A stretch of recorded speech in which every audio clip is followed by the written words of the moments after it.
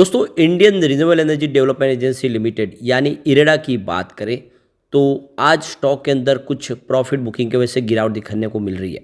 लेकिन इससे पहले स्टॉक बहुत ज़बरदस्त दौड़ चुका है और जैसे कि बाजार में गिरावट का माहौल है तो प्रॉफिट बुकिंग तो बिल्कुल आएगी। क्या यहाँ पे हमें भी प्रॉफिट बुक करके निकल जाना चाहिए या फिर अभी एक बड़ी तेजी बाकी है? तो यहाँ पे देख सकते हो कि कंपनी का क्वार्टर 3 का रिजल्ट भी आने वाला है। कैसे रिजल्ट की संभावना होगी और कंपनी कितनी मजबूत है फंडामेंटली, क्या ये वाकई में स्टॉक आने वाले समय और कई नए कीर्तिमान स्थापित कर सकता है? वैसे कल ही हमने डिस्कस किया है कि इन्होंने आईओबी बैंक के साथ में एक कोलैबोरेशन किया जिसके माध्यम से आने वाले समय में अपनी जितने भी ग्रीन एनर्जी के प्रोजेक्ट आने वाले समय में होंगे कंप्लीट करने के लिए कोई दोनों मिलकर आराम से काम कर पाएंगे और ग्रीन एनर्जी को फाइनेंस प्रोवाइड कर पाएंगे। इससे पहले बहुत सारी बैंकों के साथ में इन्होंने ऐसे ही कोलैबोरेशन किए। तो बिजनेस लगातार बढ़ रहा है और ये अकेली इंडिया की ग्रीन एनर्जी को प्रमोट करने वाली इकलौती कंपनी है जो फाइनेंस प्रोवाइड करती है। तो क्या ये स्टॉक आने वाले समय में 4 डिजिट में भी जा सकता है, जानने की कोशिश करेंगे इस वीडियो के माध्यम से। लेकिन फ्रेंड उससे पहले अगर आप पहली बार हमारे चैनल पे आए तो चैनल को सब्सक्राइब कर दीजिए, एक बेल आइकॉन दबा दीजिए ताकि जब भी नया वीडियो बने पहला नोटिफिकेशन आपको मिले। वीडियो पसंद आए तो लाइक से जरूर कीजिए। चलो फ्रेंड्स वीडियो स्टार्ट करते हैं। मैं हूँ आपका दोस्त SB दवे और हमारे अपने चैनल ऑनलाइन कमाई में आपका बहुत बहुत स्वागत है। तो सबसे पहले BSE सेंसेक्स की बात कर ले तो अभी बाजार क्लोज होने में 10-15 मिनट बाकी है। बाजार में गिरावट तो बनी हुई है लेकिन गिरावट लिमिटेड है। आज जिस तरह से कल भयंकर गिरावट होती थी उतनी गिरावट नहीं है। इस समय 71,178 के स्तर पे बाजार की क्लोज ट्रेडिंग आपको दिखा देगा 322 पॉइंट की गिरावट के साथ, जहाँ पे 0.45% की गिरावट है। अब आप देख सकते हो कि सुबह जहाँ पे गिरावट के साथ उससे थोड़ी रिकवरी है। कल हम देख सकते हो बहुत ज़बरदस्त गिरावट होती है करीब 1600 पॉइंट के ऊपर की। आज 400 पॉइंट की गिरावट के साथ बाजार ने शुरुआत की और देख इंट्राडे में वैसे कम से कम 800 पॉइंट की गिरावट आज भी हुई है लेकिन निचले लेवल से रिकवरी आई है और गिरावट तो है लेकिन वो कम है। दूसरी तरफ अगर हम देखें BSE फाइनेंशियल सर्विस में तो कल बहुत ज़बरदस्त पिटाई हुई, करीब 4.5% टूटा BSE फाइनेंशियल सर्विस। आज भी गिरावट बढ़ी है बाजार के मुकाबले 10,081 के स्तर पे इस समय 0.85% की गिरावट है। तो गिरावट बढ़ी है बाजार के मुकाबले और इसका कुछ निगेटिव इफेक्ट तो देखने को मिलेगा क्योंकि इरेडा भी एक NBFC है। अब आप देख सकते हो कि स्टॉक की शुरुआत हुई पॉजिटिव 125 पर, तो जबकि बाजार में 400 पॉइंट की गिरावट उसके बावजूद भी इसने पॉजिटिव शुरुआत की। कल की क्लोजिंग 124 के आसपास थी। इंट्राडे में 126 का हाई भी बना लेकिन जो लो है वो 116 का है, यानी एक ही दिन में हमने 10 रुपये का बड़ा अपडाउन देखने को मिला। निचले लेवल से काफ़ी अच्छी फिर रिकवरी भी हुई है। इस समय स्टॉक 122.95 के आसपास यानी कह सकते हैं 123 के आसपास है, जहाँ पे 1.01% की गिरावट है, यानी लगभग 1% की गिरावट है। गिरावट बड़ी नहीं है क्योंकि निचले लेवल से लोगों ने काफ़ी अच्छी खरीदारी की है इस पर। फिर से वॉल्यूम देखें तो पिछले एक महीने पहले इसका 6 करोड़ का वॉल्यूम था, 2 करोड़ की डिलीवरी उठाई गई थी। 1 वीक पहले 11 करोड़ का वॉल्यूम हुआ था, 4 करोड़ की डिलीवरी उठाई गई थी और कल 9 करोड़ का वॉल्यूम हुआ था, 3 करोड़ की डिलीवरी उठाई गई थी। आज 2 बजे के आसपास 6 करोड़ का वॉल्यूम है। वॉल्यूम थोड़ा सा आपको कम होता हुआ दिखाई देगा जरूर। अब आज इंट्राडे का लो 116 का और हाई 126.40 का है। 52 वीक का लो 32 रुपीज़ यानी जो IPO दिया है सरकार ने, हाई जो बना 127.40 का है। तो बिल्कुल उस हाई लेवल तक आज भी स्टॉक पहुंचा है। बड़ी गिरावट के बावजूद भी इसका प्रदर्शन काफ़ी अच्छा है। अब इसकी परफॉर्मेंस आप देख ही सकते हो। 11 जनवरी को स्टॉक 103 के आसपास था, जहाँ पे 0.6% की तेजी बनी। 12 जनवरी को स्टॉक ने अच्छी तेजी बताई, स्टॉक 110 के आसपास पहुंच गया 7.1% की शानदार तेजी के साथ। और 15 जनवरी को स्टॉक ने कमाल ही कर दिया, स्टॉक सीधा 121.80 तक पहुंचा, जहाँ पे 10% की ज़बरदस्त तेजी बनी।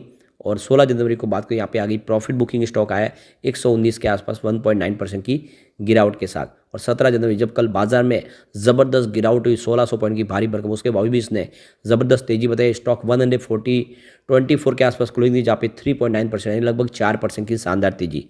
तो ये इस बात का सबूत है कि इस लेवल पर लोग जम के खरीदारी करें। इस समय देख सकते हो कि PSU स्टॉक में बहुत शानदार खरीदारी की संभावना बनी है, चाहे रेलवे के स्टॉक हो या फिर ग्रीन एनर्जी से संबंधित स्टॉक हो।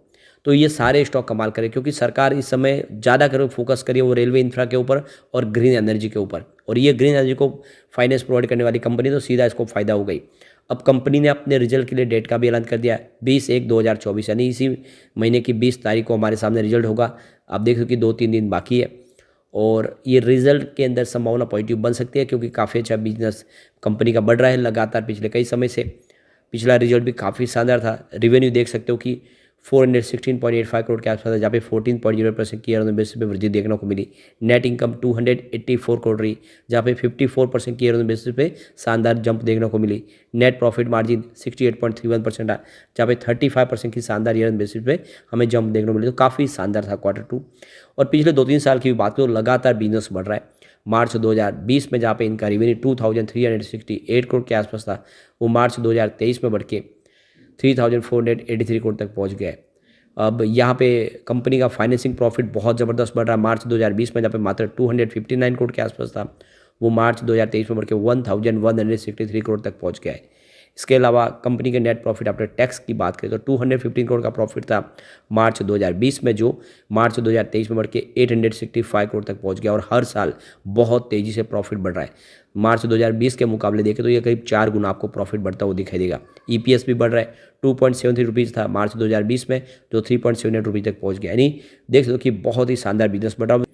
अब इसके लिए जो सबसे बड़ा पॉजिटिव ट्रिगर होगा वो होगा MFI इंडेक्स में ये शामिल हो चुका है, मिड कैप कंपनी बन चुकी है। लेकिन इंडेक्स का हिस्सा फरवरी से बनेगा, तो फरवरी की 1 तारीख से देखें तो यह MFI इंडेक्स मिड कैप में ट्रेड होना शुरू हो जाएगा। इसका मतलब ये है कि बहुत सारे म्यूचुअल फंड जो सिर्फ मिड कैप में इन्वेस्टमेंट करते हैं, उन म्यूचुअल फंड का इन्वेस्टमेंट आना शुरू हो जाएगा। तो बहुत सारे फ्रेश म्यूचुअल फंड का निवेश आएगा इरेडा के अंदर, यानी वहाँ से एक नई तेज़ी की शुरुआत होगी 1 फरवरी से।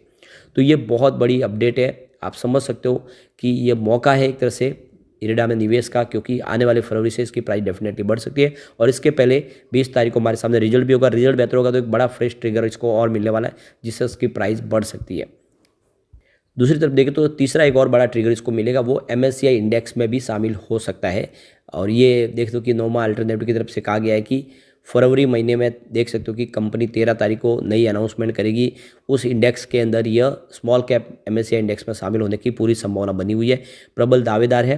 तो 13 फरवरी को अगर ये मॉर्गन स्टैनली के ग्लोबल इंडेक्स में शामिल हो जाएगा, तो इसका मतलब ये होगा कि जो बहुत सारे जो ग्लोबल फंड हाउस है, जो इन्वेस्टर है, जो MSCI इंडेक्स को फॉलो करते हैं, उसके हिसाब से इन्वेस्टमेंट करते हैं, उनका फ्रेश इन्वेस्टमेंट भी इरेडा में आना शुरू हो जाएगा। यानी एक तरफ तो इंडिया के म्यूचुअल फंड निवेश करेंगे MFI के माध्यम से, और MSCI इंडेक्स के माध्यम से जो बड़े बड़े FI और FPI है, उनका निवेश भी आना शुरू हो जाएगा। और ये 29 फरवरी से इंडेक्स का हिस्सा बनेगी, 13 फरवरी का इसका अनाउंसमेंट होगा। यानी फरवरी का महीना काफ़ी शानदार होने वाला है इरेडा के लिए। और जैसे कि सरकार ने भी ग्रीन हाइड्रोजन मिशन लॉन्च कर दिया, उसको पूरा करने में सबसे बड़ा योगदान होगा तो फॉर फाइनेंस कंपनियों का होगा, जो ग्रीन एनर्जी को सपोर्ट करती है। तो बिल्कुल एक तेज़ी की संभावना बनेगी और स्टॉक कमाल कर सकता है। दूसरी तरफ देखें तो गणेश डोंगरे, जो आनंद राठी के टेक्निकल एनालिस्ट है, उनका कहना है कि स्टॉक ने 178 का एक ब्रेकआउट दे दिया है। स्टॉक लगातार कंटिन्यूज रैली में 108 से 120 की इसने एक काफ़ी अच्छी तेज़ी बता दी है। अब ये आने वाले समय में इसके जो टारगेट है वो 126 और फिर 130 के टारगेट देखने को मिल सकते हैं। तो 126 तो आज इंट्राडे में इसने बता दिया, इसका मतलब 130 तक भी जा सकता है। लेकिन इसमें आपको 110 का स्टॉप लॉस लगाना है, क्योंकि 110 से नीचे गया तो फिर ये वापस 2 डिजिट में भी जा सकता है। 110 के स्टॉप लॉस के साथ बने रहे तो 130 आ सकता है। और मुझे लगता है 130 का टारगेट तो बहुत जल्द इसमें आ सकता है। काफ़ी मजबूत स्टॉक है, लॉन्ग टर्म का नजरिया लेकर निवेश करें। शॉर्ट टर्म इन्वेस्टर चाहे तो अपना प्रॉफिट बुक कर सकते हैं। स्टॉक ने काफ़ी समय आपको ज़बरदस्त रिटर्न दिया है। इससे बढ़िया रिटर्न क्या हो सकता है? 30-32 रुपये का स्टॉक इस समय 110 के ऊपर है, तो बड़ी बात हो जाती है। एक बार पिवट लेवल को चेक कर लेते हैं, तो यहाँ से अगर गिरावट होती है तो 117 का पहला सपोर्ट है। वैसे इंट्राडे में सपोर्ट टूटा, सेकंड सपोर्ट अब 110 के आसपास आएगा, और ये सपोर्ट भी टूट गया तो फिर स्टॉक सीधा 105 तक जा सकता है। बड़ी गिरावट हुई तो फिर ये आप समझ सकते हो इसमें 100 के नीचे जाने की संभावना होगी, और फिर बड़ी गिरावट भी हो सकती है। ये आपको खास ध्यान रखना है। पॉजिटिव माहौल बना तो 128 का एक फ्रेश हाई बनता हुआ दिखाई देगा। इसको पार करते ही स्टॉक 132 तक जा सकता है, नहीं 130 को पार करेगा, और फिर सीधा 139 तक जा सकता है। 140 का टारगेट दिखा सकता है, तीसरा रेजिस्टेंस है। तो ऐसे में लॉन्ग टर्म इन्वेस्टर के लिए अच्छा मौका है, खरीदारी करें। शॉर्ट टर्म इन्वेस्टर अपना थोड़ा प्रॉफिट बुक कर सकते हैं। लेकिन फ्रेंड, कोई भी इन्वेस्टमेंट करने से पहले अपने फाइनेंशियल एडवाइजर से बात ले ले, या अपना खुद का रिसर्च करें, क्योंकि मैंने वीडियो आपके एजुकेशनल पर्पज़ के लिए ही बनाया। वीडियो पसंद आए तो लाइक से जरूर कीजिए और चैनल को सब्सक्राइब कर दीजिए। Thank you friend.